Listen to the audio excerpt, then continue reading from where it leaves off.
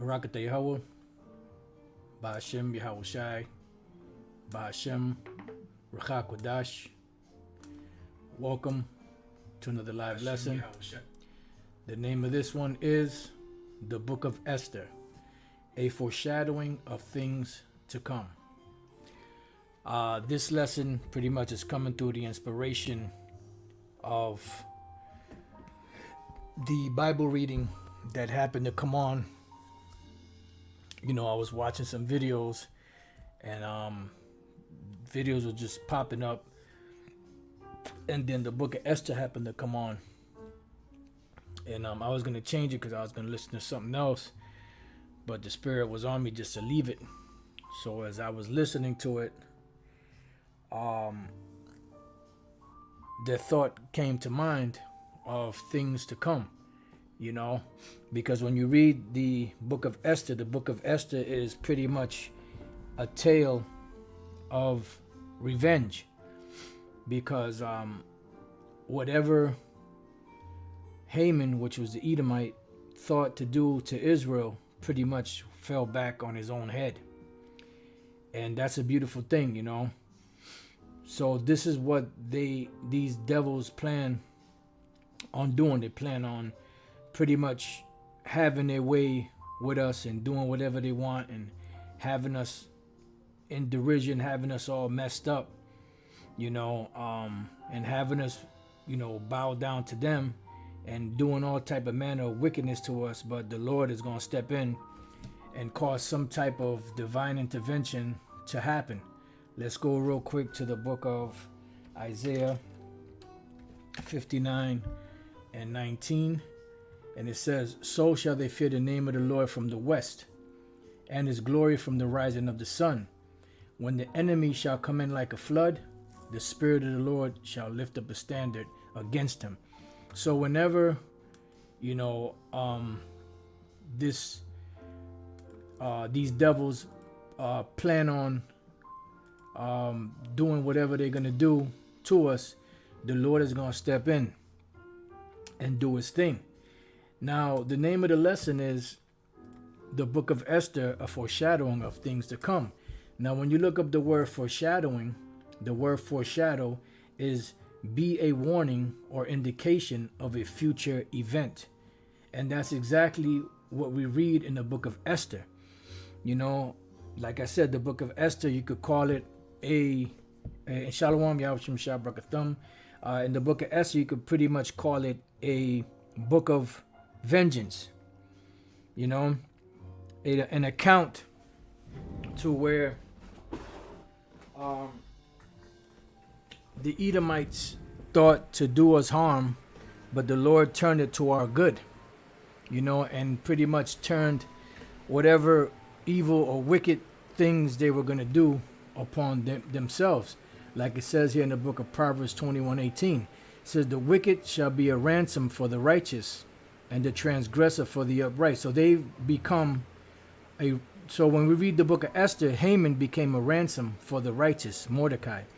So Haman would represent the Edomites and Mordecai would represent the Israelites, and more so the elect of the nation of Israel, because in this time the Lord ain't going to deliver all of Israel. He's only going to deliver the elect.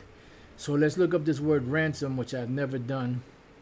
Okay, the word kapar, I've read that before. Price of a life, ransom, bribe, asphalt, pitch, the henna plant, name of a plant, village. So we're dealing with the price of a life, ransom. All right, so a bribe could also be like a ransom. Let's look up this word ransom in the common dictionary. It says a sum of money or other payment demanded or paid for the release of a prisoner. So what happened? It says obtain the release of a prisoner by making a payment demanded. So pretty much what was the payment or what was the ransom? The ransom was Haman, his sons, and these Edomites being destroyed for what they planned to do to us. So once again, the book of Esther, a foreshadowing of things to come. The word foreshadow, be a warning or indication of a future event. When these devils come in and do what they're going to do, send their military, come in like madmen that they're going to come in as, Isaiah 59:19. So shall they fear the name of the Lord from the west, and his glory from the rising of the sun. When the enemy shall come in like a flood, the Spirit of the Lord shall lift up a standard against him. And that's exactly what it's going to be like. So when we read Esther, the 6th chapter, in the 1st verse, it says the king plans to honor Mordecai. Now keep in mind that Haman built, gallows, for all Israel. Mordecai being the head, and then all the rest of Israel. So he was plotting and planning, and his wife and his boys and all of his friends gave him, they gave him counsel on what to do. So he's on his way, and this particular night, show you how the Lord operates. This particular night, the king was not able to sleep. Show you how the Spirit works. This particular king could not sleep. So what did he do? He called for the books of the chronicles of the kings, to be brought to him and read to him, because he couldn't sleep. And they happened to read, it's not a coincidence, they just happened to read where, Mordecai had warned the king about the 2 eunuchs, I believe it was, that were plotting to kill the king, and he saved the king's life. But nothing was done to him because it was all set up for a later date. See? So pretty much that, what he did, the Lord caused that to happen so that later on, that could be extracted from his spiritual bank account. And in this case, Haman was on his way to the king to get permission from the king to destroy Mordecai and the Israelites. But then the whole thing just turned around on him. All right. So Job 33, and it wasn't a coincidence that the king that particular night couldn't sleep. The Lord made it that way, because everything fell in place perfectly. So when this time comes, everything's going to fall in place perfectly. Let's go real quick. Before we read that, there was a scripture that just came to mind. Damn, hope it comes back. Everything fell in place perfectly. There was nothing out of line. Everything worked the way it was supposed to. I can't think of it right now. Lord's will, it'll come back. But let's read this, Job 33:15, because it wasn't a coincidence that he couldn't sleep. Haman was on his way to ask for the head of Mordecai and the Israelites. He had built gallows to destroy Israel, and guess what? Those gallows that he built, turned around and ended up killing him, his sons, and his peoples. How great is that? Job 33:15. In a dream, in a vision of the night, when deep sleep falleth upon men, and slumberings upon the bed, then he openeth the ears of men and sealeth their instructions. But the instructions of this king were being sealed because he wasn't able to sleep that night. So what happened? Whatever sleep he did get, the Lord sealed the instructions. He called for the people to come in, bring the chronicles of the kings, and they started reading, and they happened to just be reading in the part where Mordecai saved the king's life, and nothing was ever done for him. They didn't repay him because it was set up for this time. It says that he may withdraw man from his purpose and hide pride from man. He keepeth back his soul from the pit and his life from perishing by the sword. So when we go to the book of Esther 6:1, it says the king plans to honor Mordecai. So it says, on that night could not the king sleep, and he commanded to bring the book of the records of the chronicles, and they were read before the king. And it was found written that Mordecai had told of Bigthana and Teresh, 2 of the king's chamberlains, the keepers of the door, who sought to lay hands on the king Ahasuerus. And the king said, what honor and dignity hath been done to Mordecai for this?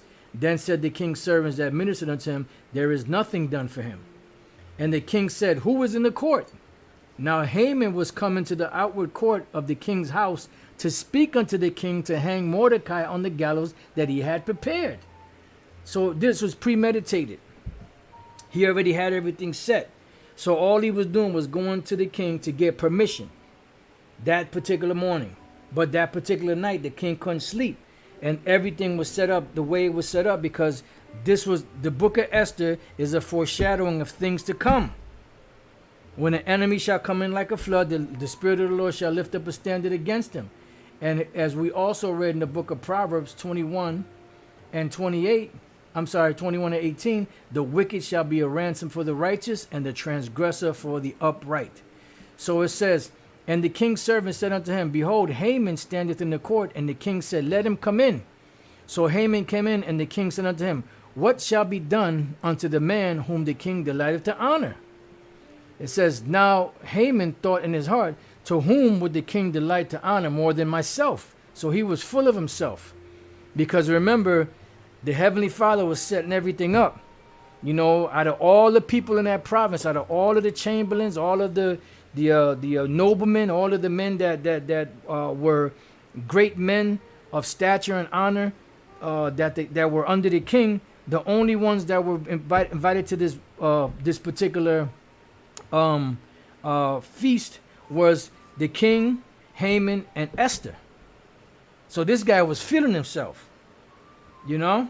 So it says, and Haman answered the king, for the man whom the king delighteth to honor, let the royal apparel be brought, which the king useth to wear, and the horse that the king rideth upon, and the crown royal which is set upon his head. So pretty much he was saying, yeah, like in other words, he was about to be exalted to the clouds. No, he was just going all out because he's thinking in his mind, well, this is for me, so I'm gonna go all out, right? It says, and let this apparel and horse be delivered to the hand of one of the king's most noble princes, that they may array the man with all whom the king delighteth to honor, and bring him on horseback through the street of the city, and proclaim before him, thus shall it be done to the man who the king delighteth to honor. So he's thinking that there's going to be a top nobleman, one of the king's top men, that's going to get the horseback. They're going to get all of the king's royal apparel, put it on Haman, put the crown on his head, put him on horseback, and walk down the street proclaiming, this is what's going to be done to the man whom the king is honored to do, to honor, right? So he's thinking in his mind, he's going to go through all that. Oh man, he was up on his high horse, so to speak, right? Haman must honor Mordecai. Then the king said unto Haman, make haste and take the apparel and the horse, as thou hast said, and do even so to Mordecai the Jew that sitteth at the king's gate. Let nothing fail of all that thou hast spoken. So not only does he have to take the horse, take the king's apparel, array Mordecai, have him sit up on the horse, walk before the horse, pulling the horse and Mordecai, and proclaiming, this is what the king, this is who the king delights to honor. The same individual that he hates, the same individual that would not give him the time of day, the same individual that would not bow to his will. This story is a very heavy story, you know, in comparison to what's happening now, what's about to happen. That's why the Spirit came on me to call it the book of Esther, a foreshadowing of things to come. What is a foreshadowing? Be a warning or indication of a future event. So now then took Haman the apparel and the horse, and arrayed Mordecai, and brought him on horseback through the street of the city, and proclaimed before him, thus shall it be done unto the man whom the king delighted to honor. So not only did he have to put all his clothing on Mordecai, put him on horseback, drag the horse with him on it, but then he had to tell the people everywhere as he was dragging them through the provinces that this is what who the king delights to honor. Total humiliation of Haman, where he thought that that was gonna be done to him. Proverbs 21:18, the wicked shall be a ransom for the righteous, and the transgressor for the upright. So this is a foreshadowing of things to come. Because Esau, in his mind, they're already thinking what they're going to do. The book of Wisdom of Solomon, the 3rd chapter, I believe it is. You know, let us examine him with cruelty and all that, torture and all that, to see if he's really the son of the Most High, or whatever the case may be. This is what they plan on doing. But the Most High is going to throw a monkey wrench in there. You know, he's going to throw the Mordecai effect in there. It says, and Mordecai came again to the king's gate, but Haman hasted to his house mourning and having his head covered. He was ashamed. He was ashamed. because he just knew that this was going to be him being paraded through the streets, of Ahasuerus' palace and of his realm, of his great empire. And he just knew that he was going to be lauded and praised, as the top man in that whole realm, in that whole kingdom that the king honored. No, not in my house. Inside joke. It says, and Haman told Zeresh his wife and all his friends everything that had befallen him. Then said his wise men and Zeresh his wife unto him, if Mordecai be of the seed of the Jews, before whom thou hast begun to fall, thou shalt not prevail against him, but shalt surely fall before him. So the spirit came on these devils to tell this devil that he was doomed. Total humiliation. The total opposite happened to him than what he thought to do to our forefathers. All right? It says, and while they were yet talking with him, came the king's chamberlains and hasted to bring Haman unto the banquet that Esther had prepared. So now he's humiliated. His head is down. His head was covered. He was ashamed. He's a broken man. He's a broken vessel of what he used to be, And now he's coming to the banquet, not knowing what to expect. Just totally humiliated, right? Now, so that's the one, okay. Esther's plea, Esther 7:1. So the king and Haman came to banquet with Esther, the queen. And the king said again unto Esther on the second day at the banquet of wine, what is thy petition, Queen Esther? So this is something that's happening in succession. And it shall be granted thee, and what is thy request? And it shall be performed, even to the half of the kingdom. Then Esther the queen answered and said, if I have found favor in thy sight, O king, and if it please the king, let my life be given at my petition, and my people at my request. For we are sold, I and my people, to be destroyed, to be slain, and to perish. Because remember, this guy had already built the gallows to do this wicked deed. But if we had been sold for bondmen and bondwomen, I had held my tongue, although the enemy could not countervail the king's damage. Then the king Ahasuerus answered and said unto Esther, the queen, who is he? And where is he that durst presume in his heart to do so? The presume part was an inside joke in the movie that we watched years ago. You presume to demote me? There's no demotion. So it says, and Esther said, the adversary and enemy is this wicked Haman. Salaki, I got to get dramatic with it. It said, then Haman was afraid before the king and the queen. Haman is hanged. Remember, Proverbs 21:18, the wicked shall be a ransom for the righteous. It says, and the king, arising from the banquet of wine in his wrath, went into the palace garden. Because what's going to go down is these diablos, these devils, right? They're going to be sitting down, or like I said, when they're about to eat, they're going to be sitting down, salivating, ready to lick their chops, and then the Lord's going to lower the boom on their ass. Job 5:12, he disappointed the devices of the crafty so that their hands could not perform their enterprise. He taketh the wise in their own craftiness, and the counsel of the froward is carried headlong. They meet with darkness in the daytime and grope in the noonday as in the night. But he saveth the poor from the sword, from their mouth, and from the hand of the mighty. So what's going to happen is this in turn is going to fall upon them. Because this is going to be the ultimate thing that bring their demise, their destruction. Because when they push their MOTB, which is their RFID microchip, that's when, everything is going to move fast. And the Lord said he's going to lift up a standard against these devils. All right? So the poor hath hope, and iniquity stoppeth her mouth. All right? So now let's go back. So Esther 7:7. And the king arising from the banquet of wine in his wrath went into the palace garden. And Haman stood up to make request for his life to Esther the queen. So pretty much he's begging Esther, for his life.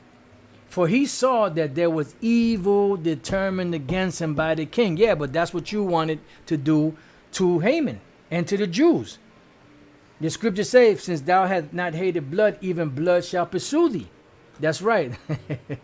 The brother Yahweh, the Maccabees bloodline of David 144, fumbled in the end zone. That's right. He fumbled in the end zone. Haman fumbled, man. That was terrible. He ran to the wrong end zone. For he saw that there was evil determined against him by the king.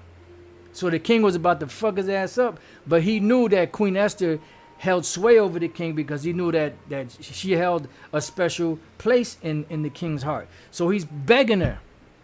So he's falling upon the couch where the queen was at, begging her, crying, pleading with her.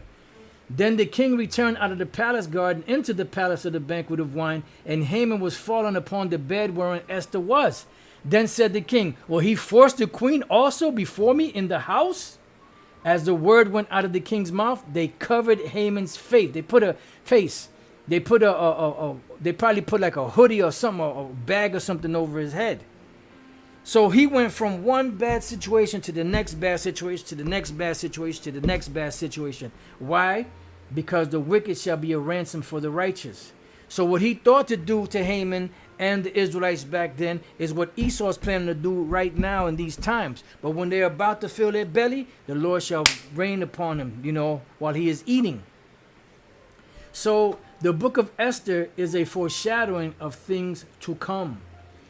Esther 7 and 9. And Harbona, one of the chamberlains, said before the king, behold also the gallows 50 cubits high, which Haman had made for Mordecai, who had spoken good for the king, standeth in the house of Haman. Then the king said, hang him thereon. So what happened? The wicked Edomite was made a ransom for the righteous Israelite. So they hanged Haman on the gallows that he had prepared for Mordecai. Then was the king's wrath pacified. So the book of Esther is a foreshadowing of things to come. You could read the 8th chapter. I'm just going to go to the 9th chapter. Now in the 12th month, that is the month Adar, on the 13th day of the same, when I'm trying to find the...